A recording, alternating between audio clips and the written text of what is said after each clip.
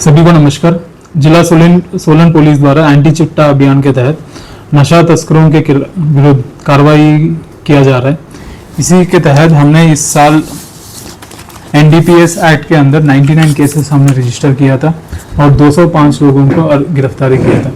इसमें हिमाचल प्रदेश से 157 पीपल, हरियाणा से 15, पंजाब से 19, चंडीगढ़ से 7 लोग, बिहार से 2 लोग, नेपाली मूल का लोग 4 लोग हैं इसमें, और एक फॉरेनर है, उनको हमने गिरफ्तार किया था।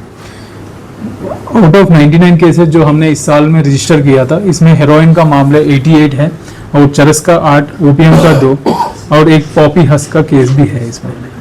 मैं आपको ये भी कहना चाहता हूँ कि इस साल का पूरा रिकवरी है हेरोइन का, हमारा 1 किलो 300 ग्राम का रिकवरी है और चरस का 4 किलो 847 ग्राम्स है, ओपीएम का 1 किलो 441 ग्राम्स है, मेथाम्फेटामिन का 6 ग्राम, पॉपी हस्क का 27 किलो है और टेपेंटाडोल का टैबलेट्स भी हमने इसमें सीज किया था।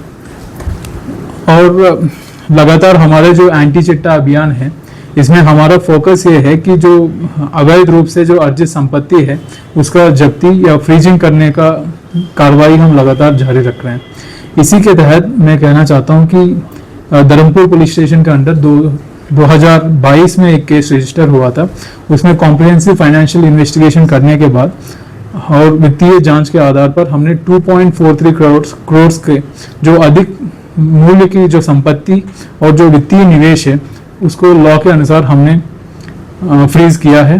ये एनडीपीएस एक्ट के शेड्यूल 5A के तहत हमने किया था। ये आरोपी जो है जिसके खिलाफ हमने कार्रवाई किया है, इसके खिलाफ 2 केसेस रजिस्टर्ड है, एक 2022 में, एक 2026 में हमने 2 केसेस इनके खिलाफ हमने रजिस्टर किया था। और जो विभिन्न प्रकार के जो चल एवं अचल संपत्ति है और धनराशि जो इन्होंने निवेश किया था, ये सारे हमने फ्रीज किया था। इसमें एक 2 व्हीकल्स है, एक आल्टो है, एक ब्रेजा है और एक रिहायशी मकान है जिसको इन्होंने रिनोवेट करवाया था, और एक सनवारा के पास एक होटल है और इनका कुछ भूमि है और प्लॉट्स है जिसमें इन्होंने निवेश भी किया था, इसी संपत्ति है। और एक डाक विभाग में कुछ धनराशि भी इन्होंने जमा किया था। ये सारे हमने अभी 2 दिन के पहले हमने फ्रीज किया था और कॉम्पिटेंट अथॉरिटी जो है, जो ये सारे प्रॉपर्टीज का फ्रीज करने के बाद इसको कंफर्म भी करना है, वो प्रोसीडिंग्स के लिए हमने आगे भी इसको भेजा है। और भी मैं कहना चाहता हूँ कि हमने 2 और मामलों में भी हमने वित्तीय कार्रवाई किया है। एक कार्रवाई हमने दारलाघाट पुलिस स्टेशन के अंडर इसी साल का एक केस है, उसमें हमने 47 लाख के आसपास का जो संपत्ति है उसको हमने फ्रीज किया है। और दूसरा एक एनडीपीएस मामले के में ही एक परवाणु का केस है जिसमें हमने 65 लाख के आसपास का प्रॉपर्टी है उसको हमने फ्रीज भी किया था।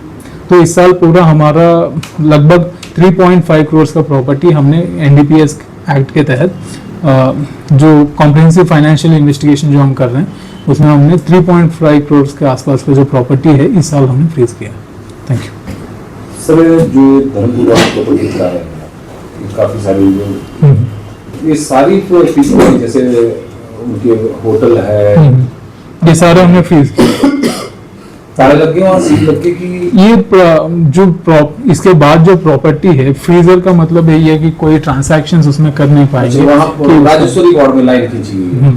सर तो प्रॉपर्टी किस टाइप की है? गाड़ियां हैं, मकान है? जो ऑलरेडी मैंने एक्सप्लेन किया था, 2 व्हीकल्स है, एक होटल है, एक इनका रिहायशी मकान है और कुछ प्लॉट्स है, भूमि है और एक कुछ राशि इन्होंने जमा भी किया था डाक विभाग में, वो भी है। रहने वाले कहाँ?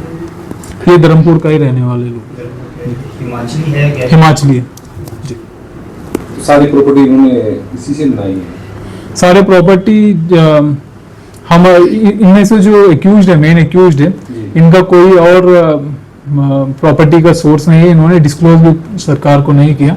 और जो इनका जो हम सीजर्स है, जो 2 केसेस में हमने इनको पकड़ा है, वो दोनों इनका जो होटल है उसके आसपास ही हमने पकड़ा है। तो रीजनेबल बिलीफ है हमारा कि इनका जो लेन देन है और जो चिट्टा ये बेचते हैं ये अपने प्रॉपर्टीज के आड़ में ही करते हैं। तो दाला घाट वाले मामले में भी ऐसे ही बिल्कुल बालाघाट वाला केस में भी यही है, एक लैंड है और कुछ डिपॉजिट्स हैं, वो भी हमने सीज किया था।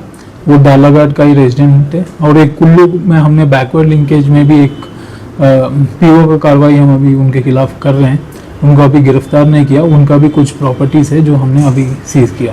ये अकेले या पूरी फैमिली इन्वॉल्व है इसमें? अभी तक जो हमारे केस में आ रहा है कि जो डायरेक्ट इन्वॉल्वमेंट है अपना जो हमारा मेन एक्यूज्ड है उनका है।